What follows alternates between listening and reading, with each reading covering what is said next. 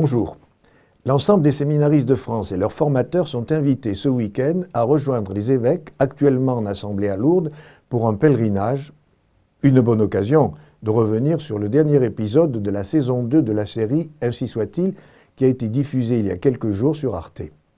Lors de la diffusion de la saison 1, on m'avait demandé de regarder tous les épisodes à la suite pour donner un avis, ce que j'avais fait. Et certains avaient trouvé ma critique trop sévère, voire injuste, dans mon appréciation. Bien que le créateur et le producteur de la série disent accepter la critique, celle-ci me vaut, m'a-t-on dit, d'avoir inspiré le personnage de l'évêque le plus antipathique de cette saison 2. J'ai regardé la seconde saison avec quelque appréhension et je ne le regrette pas. Je l'avoue, j'ai aimé. Et si je devais donner une appréciation de type scolaire, j'écrirais ceci: en net progrès, mais peut encore mieux faire. Ce qui m'a frappé, c'est le décalage qu'il y a entre l'image donnée du séminaire et celle donnée de la hiérarchie. En fait, il y a deux scénarios juxtaposés qui se croisent parfois, la vie au séminaire et la vie des séminaristes, et celle de la hiérarchie, pape, cardinaux, évêques. Au séminaire d'abord. Les personnages, et tout particulièrement les séminaristes et les formateurs, ont gagné, j'ai envie de dire, en épaisseur, en profondeur, en humanité. Et cela est dû notamment au talent de l'ensemble des acteurs. Grâce à eux, ça sonne vrai, avec des dialogues forts et de beaux moments d'émotion. Ces jeunes séminaristes, dont certains seront prêtres, sont bel et bien représentatifs de leur génération, même si cela peut déranger les belles âmes que de le reconnaître. Le prêtre est un homme pétri dans la même pâte humaine que chacun d'entre nous. Sa foi en Jésus-Christ ne l'empêche pas d'éprouver les mêmes fragilités, les mêmes souffrances, les mêmes doutes, les mêmes peurs et les mêmes angoisses. Et le prêtre n'est pas un surhomme. Et heureusement, parce que c'est parce qu'il n'est pas un surhomme qu'il est capable de comprendre et de partager les épreuves et les souffrances de celles et ceux qui seront placés sur sa route. Et cela, la série le montre bien. Pour ce qui est de l'institution Église et sa hiérarchie, en revanche, c'est tout autre chose. Toute la série de la seconde session repose sur un scénario impossible, la faillite de l'Église de France.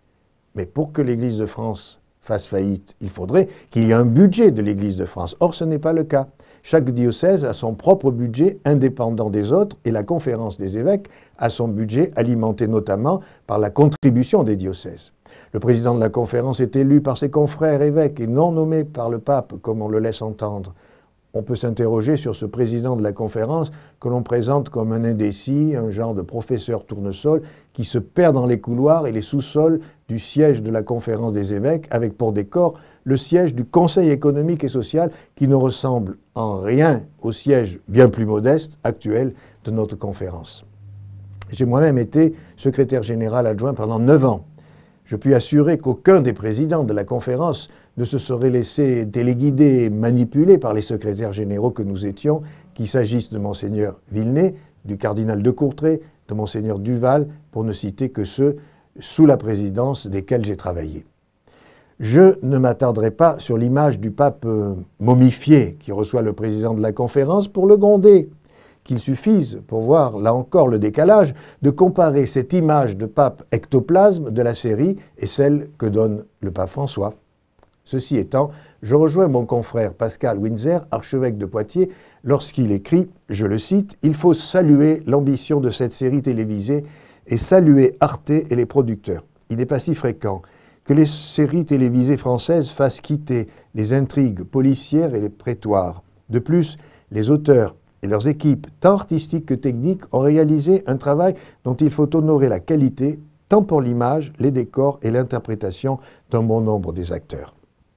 Que des questions soient posées, que des désaccords s'expriment, c'est à quoi veut conduire une œuvre qui interroge sur notre époque, mais qui surtout choisit de le faire au travers de situations et de personnages qui sont certainement pour la plupart de nos contemporains bien éloignés de leur vie quotidienne. Mais peut-être, après tout, les prêtres et les séminaristes ne sont-ils pas si éloignés de la vie quotidienne et des interrogations de leurs contemporains ? Fin de citation. Comme je le disais, le prêtre est un homme pétri dans la même pâte humaine que chacun d'entre nous. Sa foi en Jésus-Christ ne l'empêche pas d'éprouver les mêmes fragilités, les mêmes souffrances, les mêmes doutes, les mêmes peurs, les mêmes angoisses, mais il est porteur d'une espérance en plus, et cela peut faire toute la différence. J'attends avec curiosité la 3e saison, déjà en tournage, paraît-il. À bientôt.